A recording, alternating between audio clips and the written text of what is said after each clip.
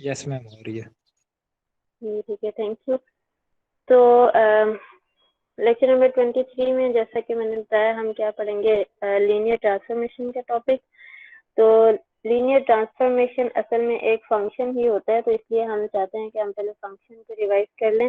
Function के बारे में क्या है, let X and Y be two non empty sets. X और वाई दो नॉन एम्प्टी सेट्स हैं। A function F from X to Y is a rule that assigns each value of x to unique value of y। एक function जो है x और y दो sets के दरमियान में सिर्फ एक रूल है। रूल किस तरह का रूल है कि वो सेट x की जहां से फंक्शन स्टार्ट हो रहा है, जहां की वैल्यूज को पिक कर रहा है, उसकी हर वैल्यू को पिक लाजमी करे, कोई भी x की वैल्यू को छोड़े ना। और हर वैल्यू को पिक करने के बाद उसको एक नई वैल्यू असाइन कर दे। वो जो नई वैल्यू असाइन करनी है वो किसकी करनी है, सेट y की करनी है। तो सेट y की जो वैल्यू असाइन करनी है वो यूनिक वैल्यू होनी चाहिए। ऐसा नहीं होना चाहिए कि सेट x की एक वैल्यू को y की दो वैल्यूज असाइन हो जाए, ऐसा नहीं होना चाहिए। तो तब एक ऐसा रूल जो हमने x और y के दरमियान डिफाइन किया होगा, उस रूल को हम क्या कह देंगे, फंक्शन कह देंगे। दोबारा से देखें, a function f from x to y is a rule that assigns each value of x to unique value of y। कि ये ऐसा रूल है जो सेट x की हर वैल्यू को y की यूनिक वैल्यू असाइन करता जाता है। हर वैल्यू कहना जरूरी है इस वजह से कि रूल जो है वो फंक्शन सिर्फ तब बनेगा जब सेट x की हर वैल्यू के लिए y में एक वैल्यू हो। और दूसरी कंडीशन क्या है, यूनिक वैल्यू ऑफ y का मतलब है कि ऐसा नहीं होना चाहिए कि सेट x की दो वैल्यूज को y की एक वैल्यू मिल जाए। सॉरी, ऐसा नहीं होना चाहिए कि सेट x की एक वैल्यू को y की दो वैल्यूज मिल जाए। यूनिक वैल्यू ऑफ y का मतलब है कि सेट x की हर वैल्यू को y की यूनिक वैल्यू असाइन होनी चाहिए। जैसे मैंने यहाँ नीचे डायग्राम्स बनाई हैं, तो ये बातें अच्छी तरह से क्लियर हो जाएंगी कि कौन सा रूल जो है वो फंक्शन बनता है, कौन सा रूल फंक्शन नहीं बनता। यहाँ फर्स्ट वाला रूल जिसको मैंने f का नाम दिया है, x से y तक मैंने डिफाइन किया। x से y तक डिफाइन करने का मतलब सेट x की हर वैल्यू को y की यूनिक वैल्यू असाइन करनी है। अब मैंने क्या किया है, a को वैल्यू 1 असाइन हो रही है, b को वैल्यू 3 असाइन हो रही है, c को भी वैल्यू 3 असाइन हो रही है। तो बिल्कुल ठीक है, ये जो रूल है ये फंक्शन बनता है। कैसे फंक्शन बनता है कि सेट x की हर वैल्यू को y की कोई ना कोई वैल्यू असाइन हो रही है। और ऐसा है कि x की एक वैल्यू को, ऐसा नहीं है कि y की दो वैल्यूज मिल जाए। x की एक वैल्यू को y की एक वैल्यू, x की एक वैल्यू को y की एक वैल्यू, x की एक वैल्यू को y की एक वैल्यू।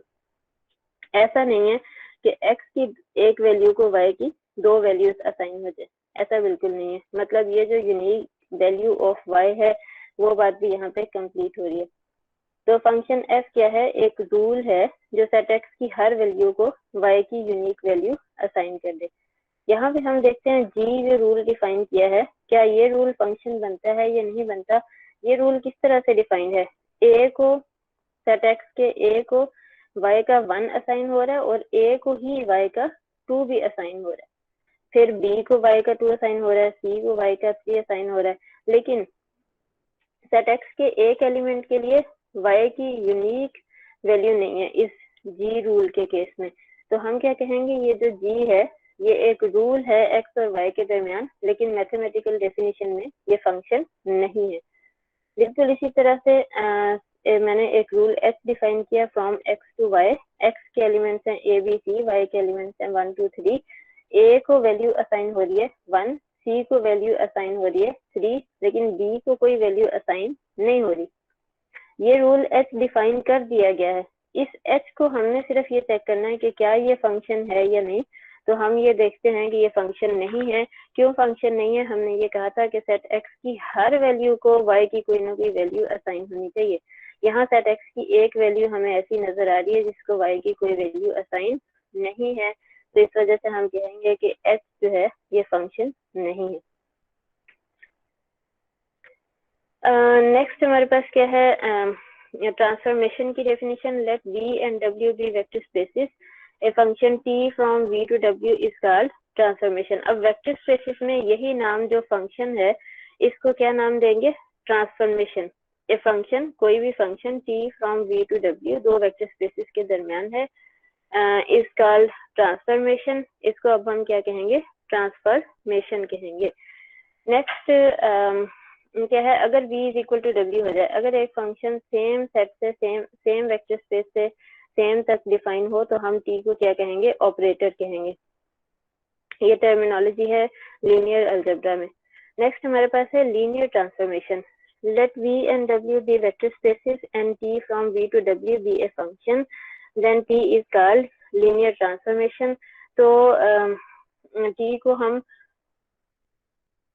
लीनियर ट्रांसफॉर्मेशन कहेंगे अगर ये दोनों कंडीशन सेटिस्फाई हो जाएं। कंडीशंस क्या क्या हैं, T of K U is equal to K into T of you. ये आपको पता है कि के इंटू यू जो है ये एलिमेंट होता है वेक्टर स्पेस में, जैसे हमने वेक्टर स्पेस प्रूफ करते वक्त कंडीशंस प्रूफ की थी कि अगर u वेक्टर स्पेस का एलिमेंट है, k कोई भी स्केलर है, तो k इंटू यू जो है वो भी वेक्टर स्पेस में चला जाएगा। इसी तरह से u और v वेक्टर स्पेस के एलिमेंट्स हैं, तो u प्लस v जो है वो भी वेक्टर स्पेस का एलिमेंट होगा। अब यहाँ हम ये कह रहे हैं कि t जो है, जो एक फंक्शन है v से w तक, इसको हम लीनियर ट्रांसफॉर्मेशन कहेंगे। लीनियर ट्रांसफॉर्मेशन तब कहेंगे जब ये दोनों कंडीशन सेटिस्फाई होंगी। क्या है condition, T of K U is equal to K into T of you. यहाँ टी अप्लाई हो रहा है के यू के ऊपर, यहाँ टी अप्लाई हो रहा है सिर्फ यू के ऊपर, के क्या है बाहर मल्टीप्लाई हो रहा है। तो दूसरी कंडीशन क्या है, T of U plus V is equal to T of U plus T of V. यहाँ पे पहले u और v को ऐड किया जा रहा है, यहाँ हम कह रहे हैं कि t अप्लाई करने के बाद हमने दोनों एलिमेंट्स को ऐड करना है। किस तरह से, t ऑफ u पहले फाइंड कर लिया, t ऑफ v भी फाइंड कर लिया, इन दोनों को आपस में ऐड करना। अब t को अगर हम u प्लस v के ऊपर अप्लाई करें या फिर t को u के ऊपर और t को v के ऊपर अप्लाई करने के बाद ऐड करें, दोनों का आंसर सेम आ जाए। इसी तरह से इस कंडीशन में ये बात हमें पता चलती है कि T of K you equal आ जाए के इंटू टी ऑफ यू के। तो ये दोनों कंडीशन सेटिस्फाई होने के बाद एक फंक्शन t जो कि क्या था, वेक्टर स्पेस v से वेक्टर स्पेस w तक था, उसको हम क्या नाम देंगे, लीनियर ट्रांसफॉर्मेशन। अब a linear transformation is called linear operator if v is equal to w। जैसे मैंने ऊपर भी बताया था कि एक लीनियर ट्रांसफॉर्मेशन को ऑपरेटर कहा जाता है अगर v is equal to w हो जाए, तो लीनियर ट्रांसफॉर्मेशन को लीनियर ऑपरेटर कहा जाएगा if v is equal to w। मतलब t जो है वो v से v तक डिफाइन हो या t जो है वो w से w तक डिफाइन हो, तो तब t को क्या कहेंगे, लीनियर ऑपरेटर। यहाँ मैंने एक एग्जांपल लिखी है, let define t from v to v। v यहाँ पे कोई भी वेक्टर स्पेस कहा गया है, तो मैंने स्पेसिफाई नहीं किया कि ये किस तरह की वेक्टर स्पेस है। t डिफाइन किया है from v to v as t of u vector is equal to k into U vector. के t जब u के ऊपर अप्लाई होता है तो आंसर हमें क्या देता है, k u वेक्टर। तो देन क्या है कि ये जो t है ये लीनियर ट्रांसफॉर्मेशन बन जाती है। जैसे मैंने यहाँ पे प्रूफ किया, लीनियर ट्रांसफॉर्मेशन प्रूफ करने के लिए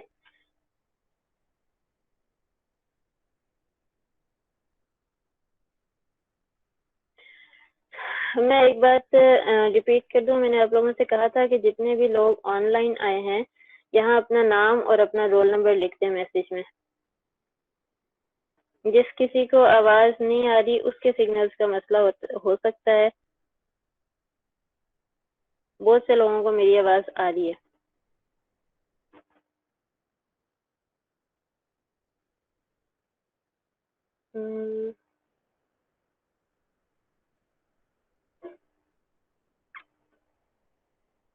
अच्छा जी, तो एग्जांपल में हमने क्या है, टी फंक्शन डिफाइन किया, T of U is equal to K U. हमने ये शो करना है कि ये जो टी है ये लीनियर है। लीनियर के लिए हमने ये दो कंडीशन सेटिस्फाई करानी है, ये वाली दो कंडीशन के T of U plus V equal आ जाए T of U plus T of V के। तो मैं ये वाली कंडीशन लेके चलती हूँ। यहाँ पे T of U plus V की बजाय मैंने यहाँ u1 प्लस u2 कर दिया। बस दो वेक्टर्स लेने होते हैं, तो मैंने u और v नहीं लिया बल्कि क्या ले लिया, u1 और u2। T of u1 plus u2 is equal to, अब t जब डिफाइन होता है u1 प्लस u2 के ऊपर, तो वो हमें किस तरह की डेफिनेशन देता है कि टी के अंदर जो भी एलिमेंट है उसके साथ हमने लेफ्ट साइड पे के मल्टीप्लाई कर देना है। तो यही काम मैंने यहाँ पे किया। टी अप्लाई करने का मतलब है कि के मल्टीप्लाई करना है टी के अंदर जो भी एलिमेंट है उसके साथ, के इंटू u1 प्लस u2, मैंने यहाँ पे ये लिखा। अब प्रॉपर्टी ऑफ वेक्टर स्पेस है हमारे पास कि के into u1 plus u2 equal होता है के u1 प्लस के u2 के। ये प्रॉपर्टी ऑफ वेक्टर स्पेस को यूज किया। मेरा ख्याल है प्रॉपर्टी नंबर 7 या 8 है ये प्रॉपर्टी। नेक्स्ट, अब के u1 फिर से देखें। अब यहाँ से डेफिनेशन को टी ऑफ u1 किसके इक्वल आ जाएगा, के u1 के। तो मतलब के u1 की जगह पे हम लिख सकते हैं टी ऑफ u1। इसी तरह से के u2 किसके इक्वल आ गया, टी ऑफ u2 के। तो ये चीज हमने शो कर दी कि T of u1 plus u2 is equal to T of u1 plus T of u2। Next हमने क्या शो करना है कि T of K U is equal to K into T of U, मतलब के कोई स्केलर और you कोई vector. अब मैंने यहाँ पे स्केलर जो है वो के की बजाय सी ले लिया। सी इस वजह से ले लिया क्योंकि के तो पहले ही टी की डेफिनेशन में मौजूद है। यू वेक्टर ले लिया मैंने वी वेक्टर स्पेस में से, और सी स्केलर ले लिया। तो T of C U is equal to, T की डेफिनेशन क्या बताती है, टी के अंदर जो भी एलिमेंट है इसको किससे मल्टीप्लाई कर देना है, के से मल्टीप्लाई कर देना है। ये थी ना टी की डेफिनेशन कि टी के अंदर जो भी एलिमेंट है इसको मल्टीप्लाई कर देना है के से। यहाँ टी के अंदर एलिमेंट है सी यू, इसको मल्टीप्लाई कर दिया के से। अब यहाँ फिर हम property of vector space use करते हैं कि अगर दो स्केलर्स हैं तो इनको इस तरह से लिखा जा सकता है के सी इकट्ठा कर लें और साथ में क्या आ जाए, यू वेक्टर। अब के और सी दोनों स्केलर्स हैं, इनको कम्यूट कराया जा सकता है सी इंटू के इंटू यू वेक्टर। तो दिस इज इक्वल टू, अब दोबारा property of vector space use करें, सी बाहर आ जाएगा, के इंटू यू वेक्टर को हम इकट्ठा कर सकते हैं। के इंटू यू वेक्टर जो है वो किसकी डेफिनेशन है, टी ऑफ यू वेक्टर की। तो C into T of U कहाँ से चले थे, T of C U vector is equal to, हमने शो कर दिया C into T of U vector.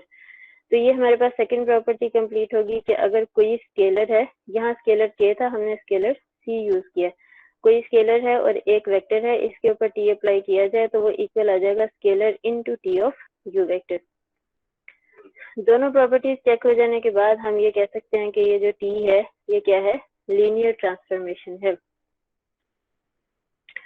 Next example 2 में मैंने ये कहा कि अगर हम आइडेंटिटी फंक्शन ले लें from vector space v to v, identity function की क्या डेफिनेशन होती है, I of v is equal to v, कि हर एलिमेंट को अपने आप के ऊपर मैप कर दे, इज द आइडेंटिटी ऑपरेटर। मैंने क्या कहा था, अगर सेम वेक्टर स्पेस होगी दोनों जगह पे तो इसको हम आइडेंटिटी ट्रांसफॉर्मेशन के बजाय ऑपरेटर कह देंगे। इज लीनियर ट्रांसफॉर्मेशन मैंने यहाँ लिख दिया, यहाँ पे ये भी लिखा जा सकता है इज लीनियर ऑपरेटर, कि आइडेंटिटी ऑपरेटर जो है वो लीनियर ऑपरेटर है। मतलब आपने इसकी लीनियरिटी की कंडीशन चेक करनी है खुद। डिफाइन कर दिया गया है I of v is equal to v। I ऐसे ही है जैसे हम t लिखते हैं, तो यहाँ पे आई आइडेंटिटी था, इस वजह से मैंने उसको आई लिख दिया। नेक्स्ट एग्जांपल है t from v to w defined by t of v vector is equal to 0 vector, के t जो है वो क्या करता है, सेट v के हर वेक्टर को 0 के ऊपर मैप कर देता है, इस called zero transformation and this is a linear transformation. ये भी लीनियर ट्रांसफॉर्मेशन बन जाती है। प्रॉपर्टीज ऑफ लीनियर ट्रांसफॉर्मेशन में मैंने यहाँ दो प्रॉपर्टीज लिखी हैं, और भी बहुत सारी होती हैं। Let t from v to w be linear transformation, अगर t v से w तक लीनियर ट्रांसफॉर्मेशन है तो क्या होगा, t of 0 is always is equal to 0, कि t जो है वो v के 0 को w के 0 पे मैप करता है। दूसरी कंडीशन क्या है, t of u minus v is equal to t of u minus t of v। ये जो फर्स्ट वाली प्रॉपर्टी, ये दोनों अलग अलग प्रॉपर्टीज हैं। ये जो फर्स्ट वाली प्रॉपर्टी है इसको भी हम ट्रांसफॉर्मेशन के लीनियर या ना लीनियर होने के लिए चेक कर सकते हैं, खासतौर पे ना लीनियर होने के लिए। अगर कभी ऐसा हो जाए कि t of 0 is not equal to 0 आ जाए तो हम ये कह सकते हैं कि t is not linear transformation. तो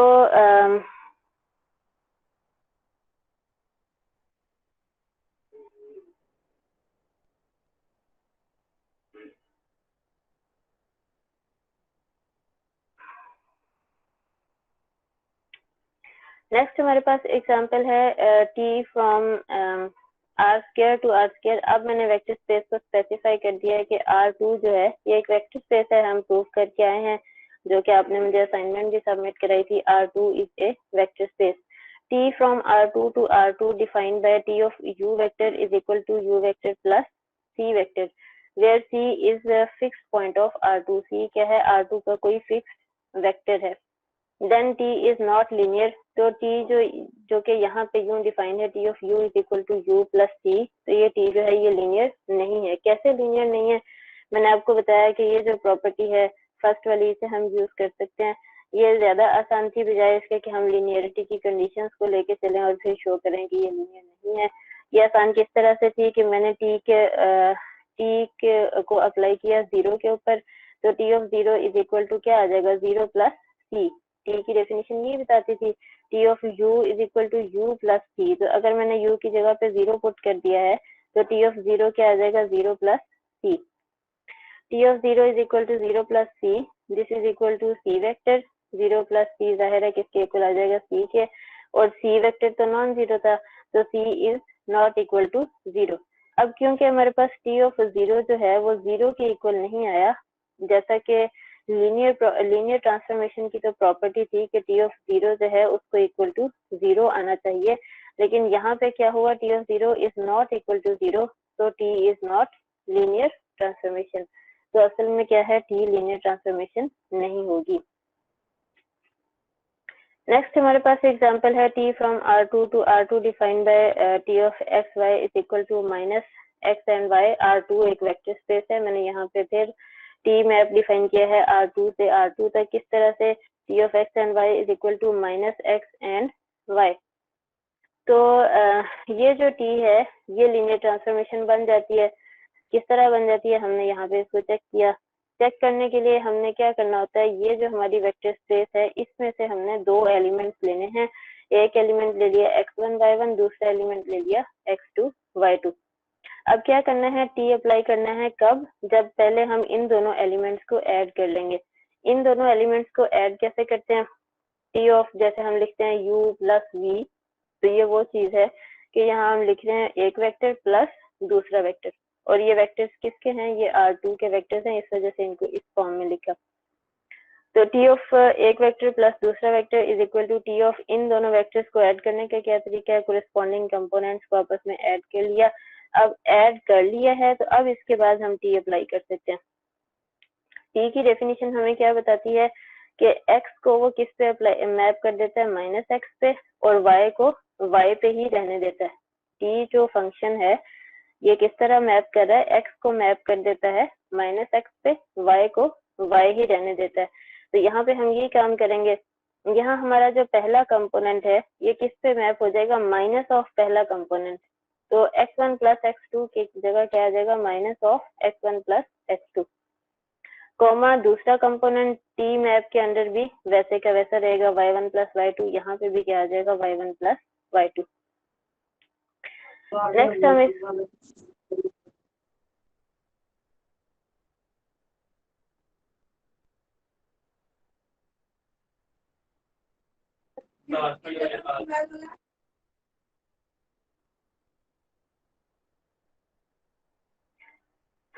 अगर सबको मेरी स्क्रीन पिन नहीं करनी आती तो एक चीज आप अपने जहन में बिठा लो, ये जितने भी लोग ऑनलाइन हैं, अपनी स्क्रीन कोई भी प्रेजेंट ना किया करो।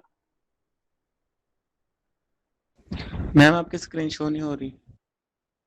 मुझे नजर आ गए हैं मैसेजेस, तो मैं अब बोल रही हूँ ना, मेरी बात सुन लो ध्यान से। मेरी स्क्रीन आपको सिर्फ तब नजर आएगी अगर आप में से कोई अपनी स्क्रीन प्रेजेंट ना करे। ये अभी मेरा लेक्चर स्टार्ट होने से पहले भी एक स्टूडेंट ने अपनी स्क्रीन प्रेजेंट की हुई थी, मैंने उसको दोबारा से अपनी को सामने लेके आई हूँ। जब आप में से कोई अपनी स्क्रीन प्रेजेंट कर देता है तो फिर मेरी स्क्रीन जो है वो स्टॉप हो जाती है।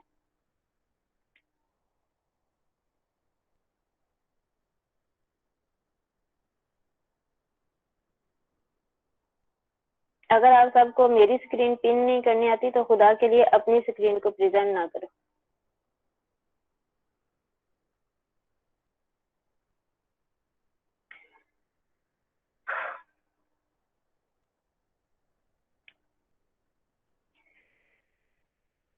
यहाँ पे क्या है, टी मैप किस तरह से डिफाइंड है कि T of X and Y equal आता है माइनस एक्स एंड वाई के। मतलब क्या है कि पहला कंपोनेंट मैप होगा इसी कंपोनेंट के नेगेटिव पे और दूसरा कंपोनेंट मैप होगा अपने आप पे। मतलब एक्स की जगह पे यहाँ आ जाएगा माइनस एक्स, वाई की जगह पे क्या रहेगा, वाई। तो इसको हम लीनियर चेक कर रहे थे। लीनियर चेक करने के लिए मैंने क्या बताया कि हमें दो वेक्टर्स की जरूरत होती है जिस वेक्टर स्पेस से फंक्शन स्टार्ट हो रहा है, R2 से स्टार्ट हो रहा है, जैसा कि यहाँ पे है t from R2 to R2। तो R2 के हमने दो वेक्टर्स ले लिए हैं, x1 y1 और दूसरा वेक्टर क्या है, x2 y2। तो t ऑफ इन दोनों का सम, यहाँ मैंने इन दोनों को ऐड कर लिया। ऐड करने के बाद t मैप को अप्लाई करना है। अप्लाई किस तरह से करना है, t की डेफिनेशन को यूज करते हुए कि पहले कंपोनेंट को इसी के नेगेटिव पे मैप कर देना है। पहले कंपोनेंट को इसी के नेगेटिव पे मैप कर देना, दूसरा कंपोनेंट जो है ये एज इट इज रहेगा। यहाँ अगले स्टेप में मैंने क्या किया, माइनस को अंदर मल्टीप्लाई कर दिया, माइनस x1 माइनस x2 और दूसरा क्या है y1 प्लस y2। अब इन दोनों को मैं अलग अलग, चलो इसको हम 1 का नाम दे देते हैं। दूसरी साइड को कंसीडर करते हैं, t अलग अप्लाई कर दें एक वेक्टर के ऊपर, प्लस t अप्लाई कर दें दूसरे वेक्टर के ऊपर। दिस इज इक्वल टू, इस t को जब अप्लाई करेंगे तो ये ऐसे आ जाएगा माइनस x1 y1, इस t को जब अप्लाई करेंगे तो ये ऐसे आ जाएगा माइनस x2 और y2। अब इन दोनों को आपस में ऐड करें तो ये हमारे पास ये आ गया। अब 1 और 2 को कंपेयर करने से हमें क्या पता चला कि t of sum of these vectors is equal to t of x1 y1 plus t of x2 y2। Linear transformation की एक कंडीशन चेक हो गई कि t of u1 plus u2 is equal आ गया t of u1 plus t of u2 के। दूसरी condition check करने के लिए हम क्या करते हैं, हम एक स्केलर लेते हैं। जितने भी लोग अभी ऑनलाइन आ रहे हैं सब इस बात को सुन लें कि आप लोगों ने अपना नाम और अपना रोल नंबर यहाँ मैसेज बॉक्स में लिखना है। Second condition of linear transformation को चेक करने के लिए हमने क्या करना है, हमने एक स्केलर ले लिया और एक वेक्टर जो कि किसका है, R2 का वेक्टर है।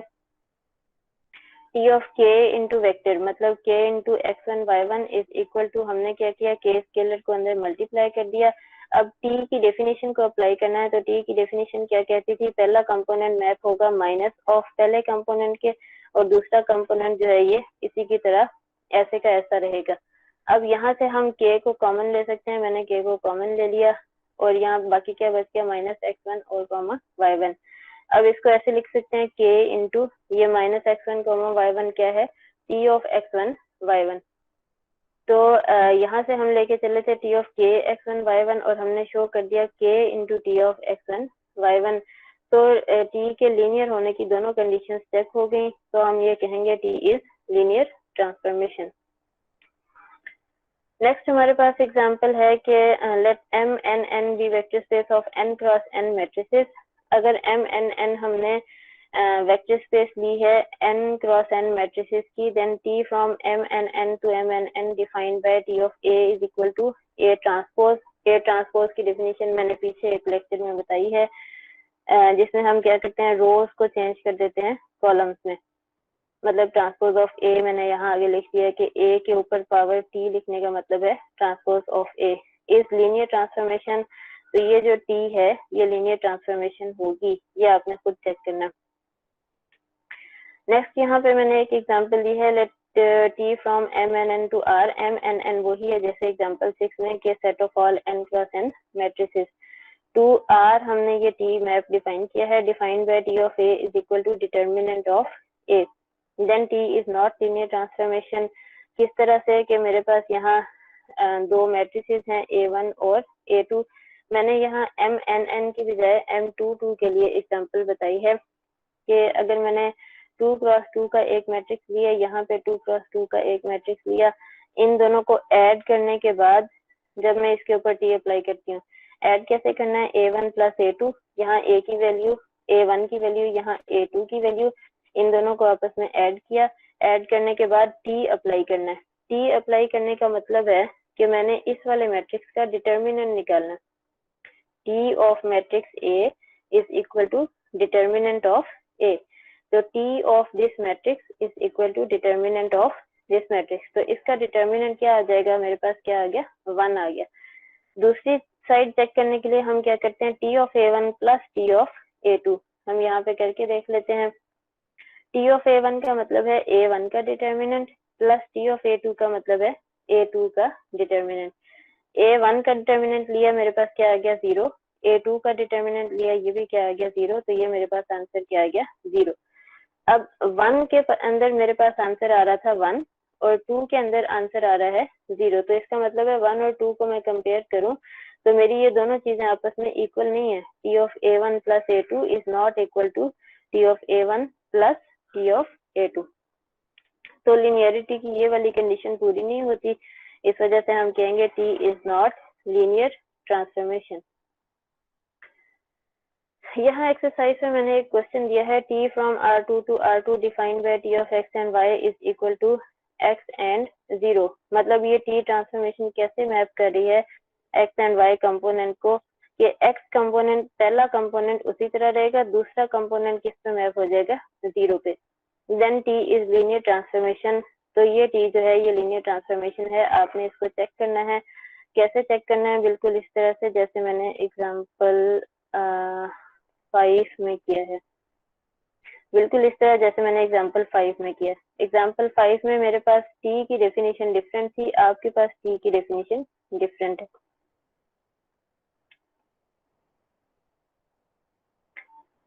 क्वेश्चन नंबर 2 में क्या है, प्रूफ एग्जाम्पल 2, 3 एंड 6। यही इसी लेक्चर के अंदर जो मैंने एग्जाम्पल 2, 3 और एग्जाम्पल 6 लिखी हैं, मैंने प्रूफ नहीं की हुई। आपने इनको प्रूफ करना है कि ये लीनियर ट्रांसफॉर्मेशन बनती है या नहीं बनती।